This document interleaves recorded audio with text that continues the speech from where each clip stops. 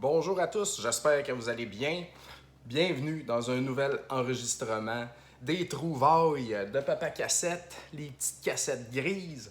Je commençais à avoir pas mal de stock et puis en plus, il y a eu une réunion du CCJVQ dernièrement, puis une autre réunion aussi à laquelle, un autre meeting, une autre convention à laquelle je suis allé dernièrement. Donc, les affaires s'empilent et puis il était grand temps que je vous présente ça si je veux les mettre sur mes tablettes au plus vite.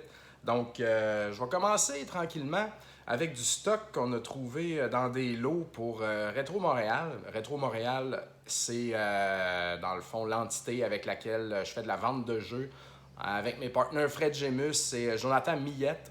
Donc, allez voir ça sur Facebook, Retro MTL. On commence ça doucement avec un petit Kirby's Avalanche. Je ramasse les Kirby sans même les jouer. Je vais y jouer un moment donné. C'est un genre de petit puzzle game à ce qu'on m'a dit. Je pense qu'il doit être sur la SNES classique, d'ailleurs, qui est sorti. Mais je ne l'avais pas. Il était très, très, très, très beau. Alors, voilà un petit Kirby. Un petit Joe et Mac au Game Boy que j'ai décidé de prendre juste parce qu'il y avait une certaine valeur. Puis que j'aime avoir des jeux de Game Boy qui ont une certaine valeur et qui sont quand même peut-être un peu bons. Je ne suis pas un fan de jeux qui contiennent, qui se passent dans la préhistoire, puis les hommes des cavernes, puis tout ça, tu sais, Bunks, Adventure Island, je sais pas quoi. J'ai jamais été bien fan de ce setup-là, mettons, là.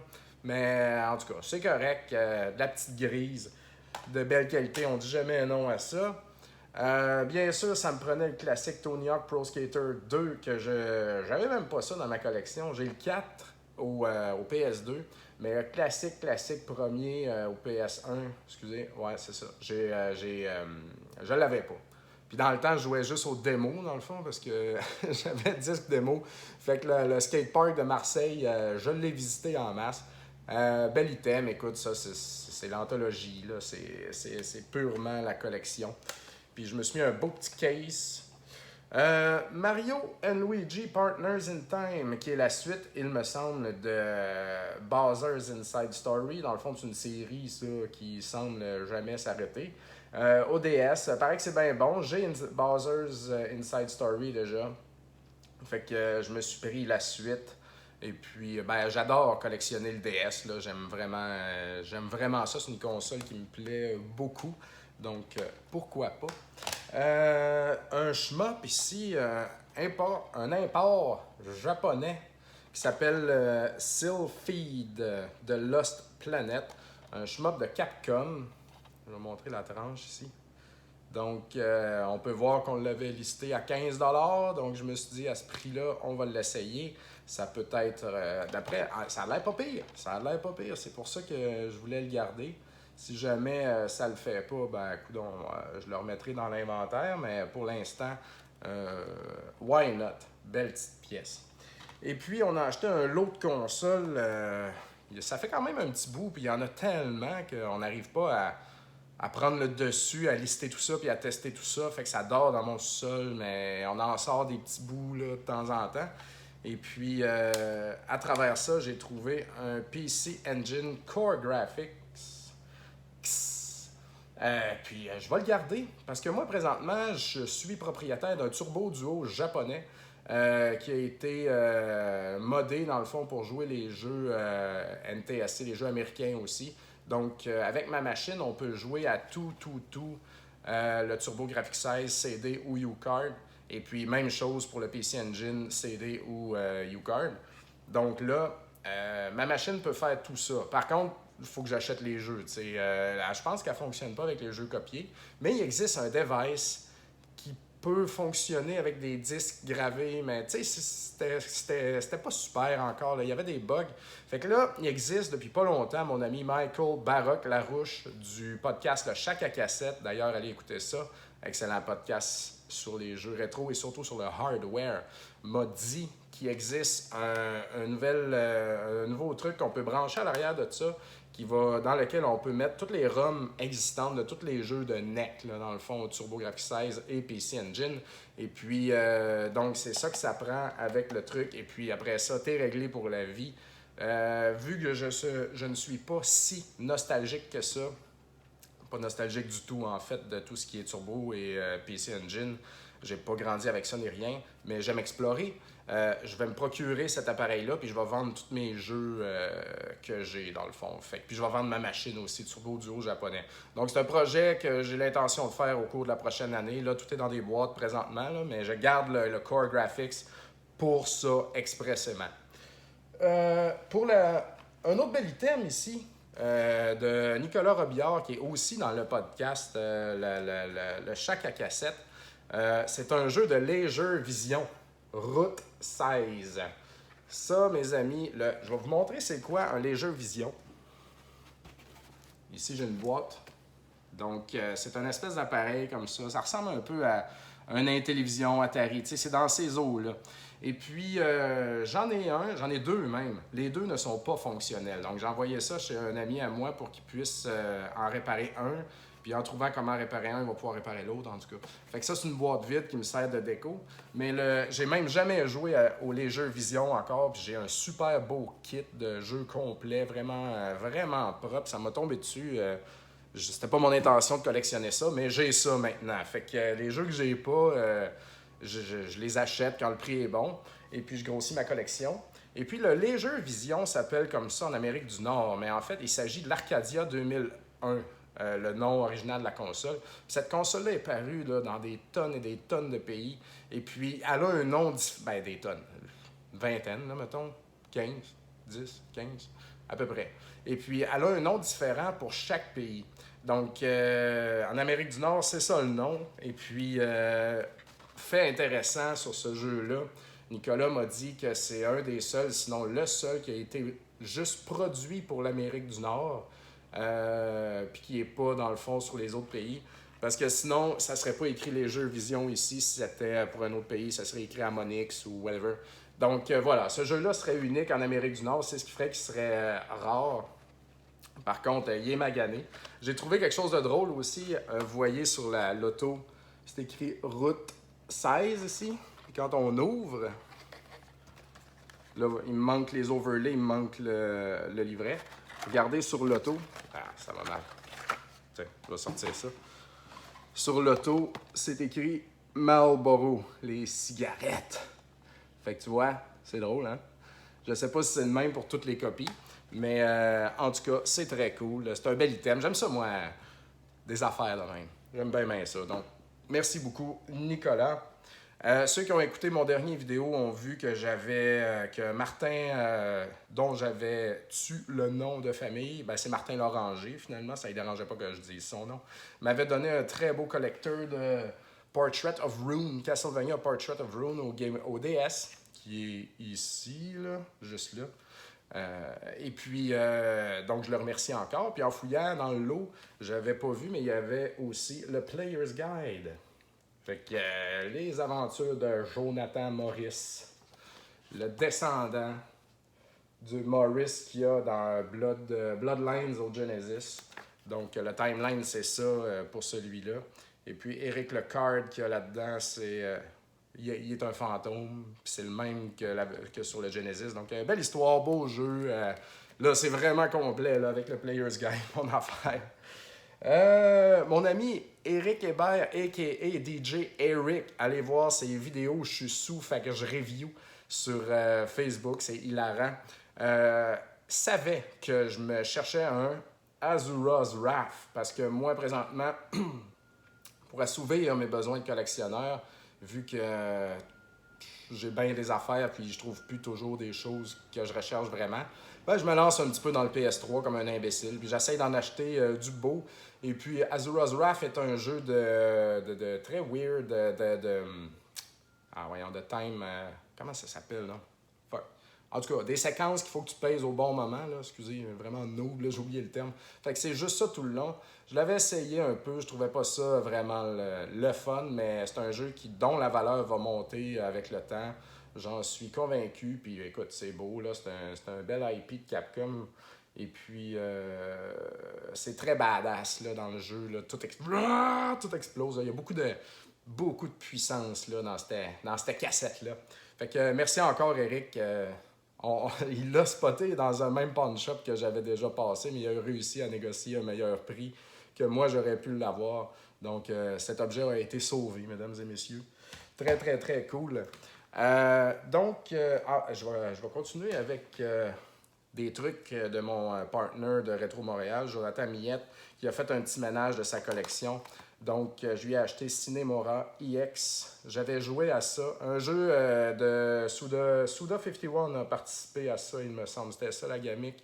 Et puis, c'est un shmup intéressant que tu joues avec le temps et tout ça. C'est dans la communauté shmup, c'est pas un jeu qui est très prisé, je crois. Mais c'est un jeu tout de même très intéressant. Moi, j'avais joué. Tu sais, c'est plus. C'est pas pour les hardcore shmup bullet hell, là. C'est pas de même, là, tu sais. Il y a de l'histoire, tout ça. L'écran, il est grand, tu sais, il est comme vide un peu. Ça joue à l'horizontale. Et puis, moi, j'avais joué à ça au PlayStation 3, je l'avais téléchargé. J'avais trouvé ça bien, je m'étais tanné un peu. Mais là, sur Switch, en mode portable, ça va être parfait. J'ai vraiment. Je sens là, que je vais vraiment aimer ça, là, tu sais. Puis même si j'aime pas ça plus, ben, ça fait un très bel item dans ma collection physique de Switch qui continue de grandir tranquillement. C'est comme mes enfants qui grandissent. Ça. Je trouve ça tellement beau, là, ma collection Switch qui grandit. Ça me rend très heureux. Et puis de Joe Miette aussi, j'ai pris Kirby Planet Robobo. Paraît qu'il est vraiment, vraiment, vraiment plaisant, celui-là. C'est le seul que je voulais sur 3DS. Les gars en avaient parlé à Rétro Nouveau. Et puis tout le monde s'entendait pour dire que c'était de la bombe. Donc voilà, c'était un thème que, étrangement, je cherchais. Ça, je le voulais vraiment.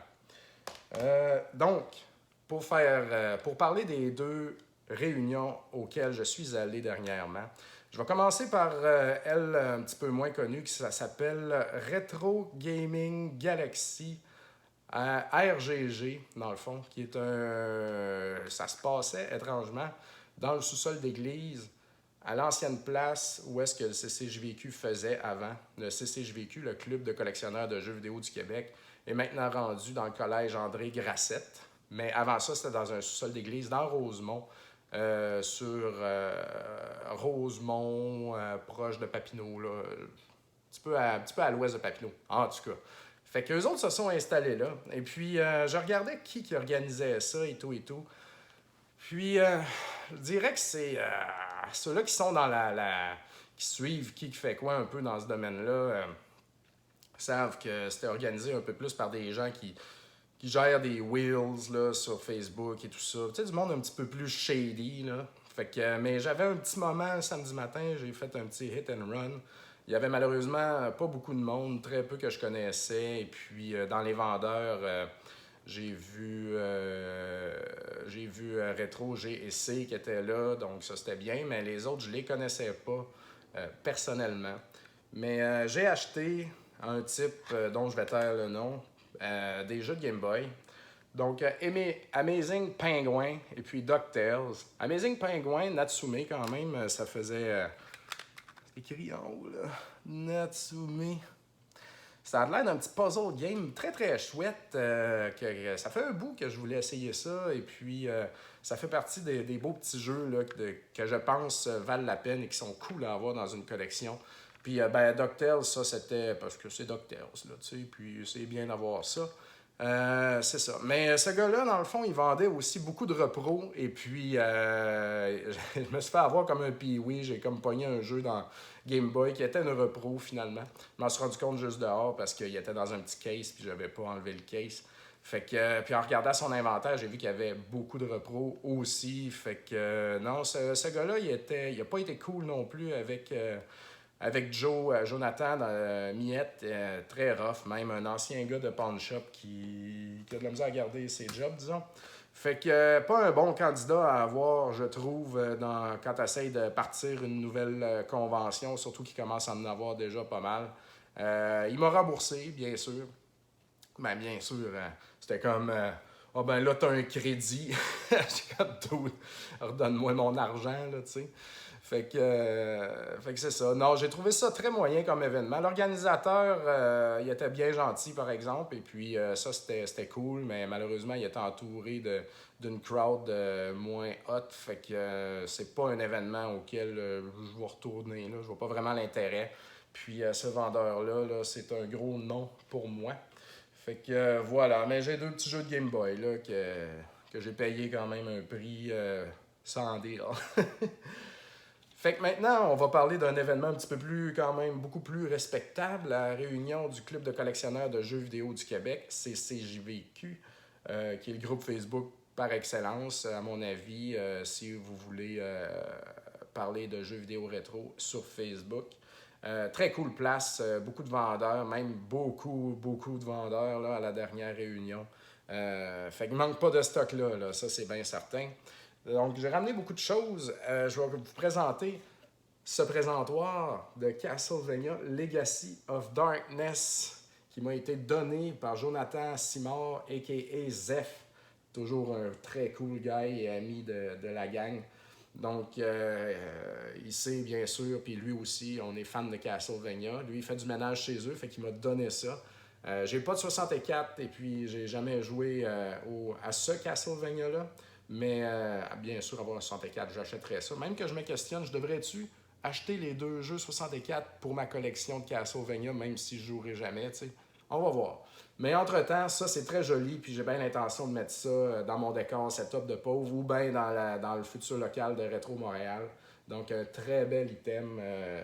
Il y a tout ce qu'il faut là, pour déployer les pattes et qui tiennent sur un comptoir. Donc, c'est très nice. Merci encore. Vraiment apprécié.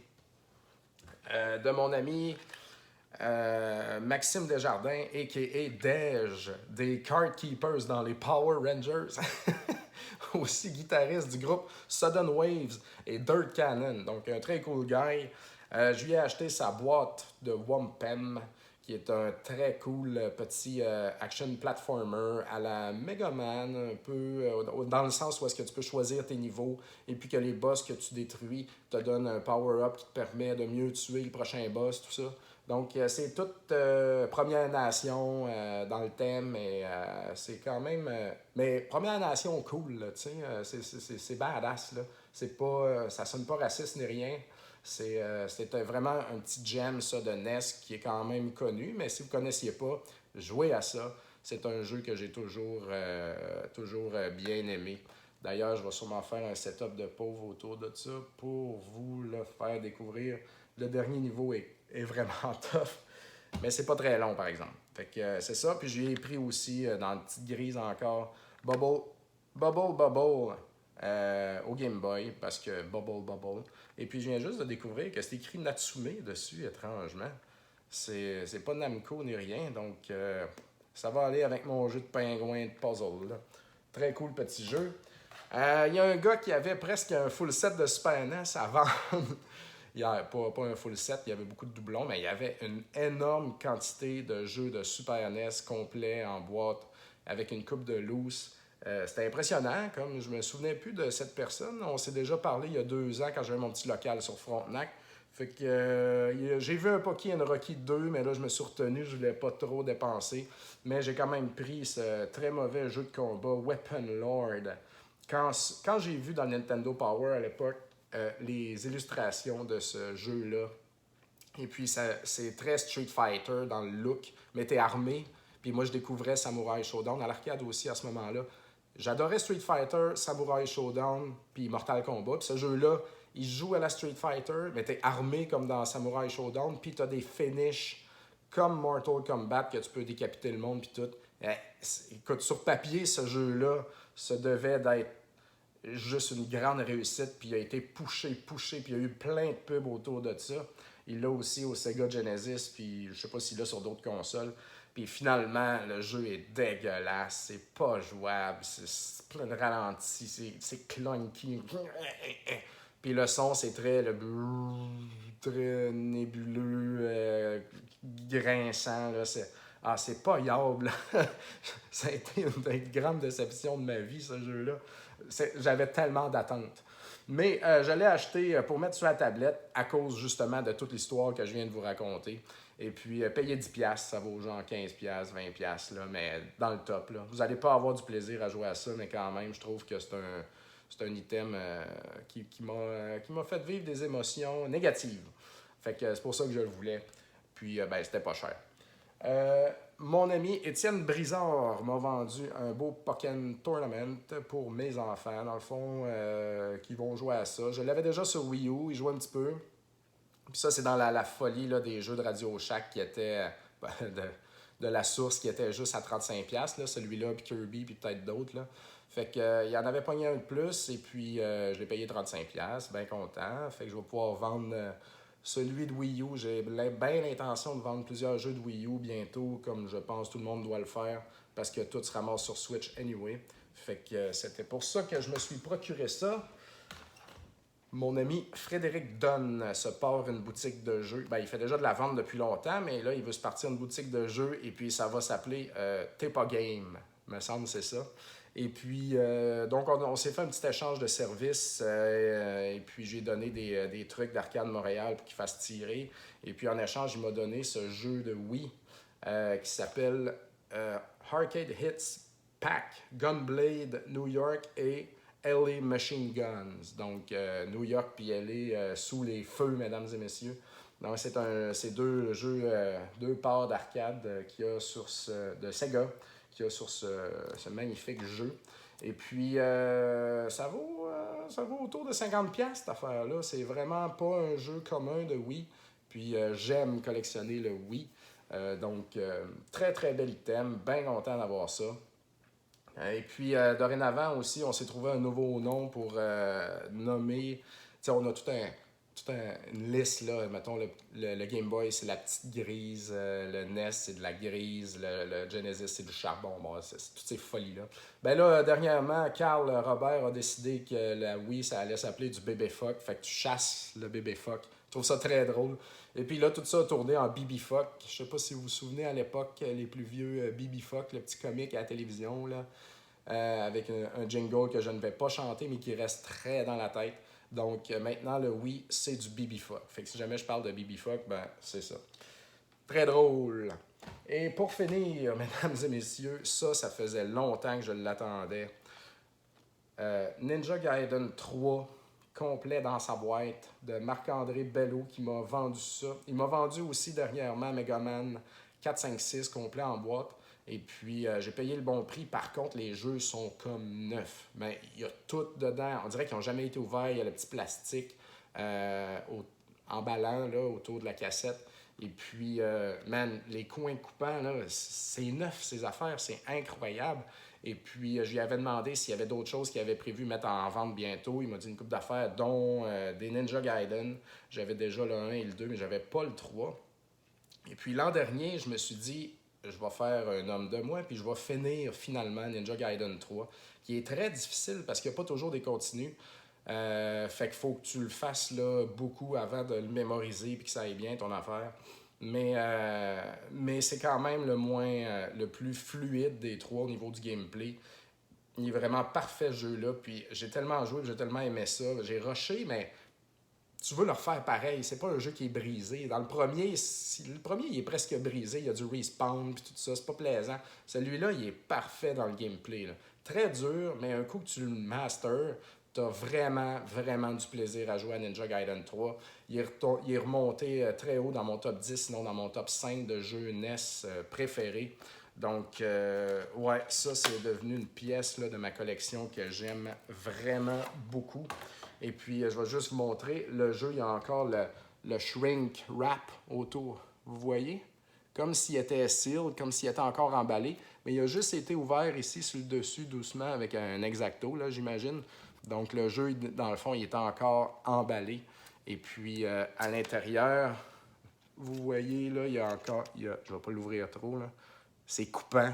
Il y a le plastique autour de la cassette et puis on voit le papier ici. Donc, il y a tout ce qu'il faut là-dedans. Là. C'est un jeu neuf. Donc, wow! Mes trois Castlevania ici, 3 Ninja Gaiden, les 3 Turtles, les 3 Double Dragons. Ça là, c'est de la grosse satisfaction. Donc, merci beaucoup à tout le monde qui contribue à me faire dépenser comme ça, comme un cave. Mais c'est bien. Il y a des échanges là-dedans et tout. Je m'en sors pas trop pire. Mais c'est des items là-dedans. Il y a des items que je voulais vraiment beaucoup. Donc, merci à tous. Et puis, continuez de suivre ma page Facebook Papa Cassette qui a de plus en plus de followers. Ça me rend très heureux. J'ai arrêté de streamer live sur Facebook pour le faire sur Twitch maintenant. Donc, allez sur twitch.tv/papacassette pour regarder mes setups de pauvre. C'est moi qui joue en filmant ma télé avec mon téléphone de la même façon que je le fais là. Mais c'est bien, c'est le fun, il y a du monde. Souvent, je fais ça le mardi sur l'heure du dîner. Le soir, c'est difficile avec les enfants et tout, donc je suis tranquille dans le jour. Et puis, ces streams-là sont ensuite sur RDS dans la section jeux vidéo. Donc, j'annonce tout ça sur ma page Facebook, anyway. Fan de Rétro Nouveau, on est entre deux encore là, cet été, c'est un peu compliqué. Mais le 28 août, on va se faire un dernier show chez Fred dans son sous-sol. Et puis ensuite, le 11 septembre, on va essayer de redorer cette date-là un peu avec la nouvelle saison de Rétro Nouveau qui va commencer chez GF dans notre nouveau studio, pimpé, tout le kit. Donc, il va y avoir de l'amélioration toujours et toujours. Mais là, c'est la nouvelle affaire, le nouveau Real Big Deal. Donc, le 11 septembre pour Rétro Nouveau, c'est genre le comeback officiel. Puis, il va y avoir un show le 28. Il y a une vente de jeux à la fête du travail. Cassette at the Gates 2 de Revenge. Rétro Montréal va être sur la promenade Ontario en face de nos amis de la librairie Z avec un énorme inventaire de jeux rétro à vendre. Allez l'acheter, s'il vous plaît. J'ai plus de place dans mon salon, ça me fait capoter. Et puis, chez Arcade Montréal, il y a un bel événement, Power Glove et WrestleManiacs. Les bands vont être au Fouf bientôt. Le 3 septembre, on fait un événement de lutte. Allez voir les événements de Arcade Montréal. Il y a d'autres choses aussi qui s'en viennent. Avec Nintendo, probablement, ça va se closer bientôt. Le studio Sabotage de Québec aussi. Donc, il y a beaucoup de choses là, qui tournent présentement. On veut continuer aussi de booster la lutte avec peut-être des événements le lundi. Stay tuned, ça va être pas mal trippant. Donc, ben occupé. Merci tout le monde et puis à très bientôt.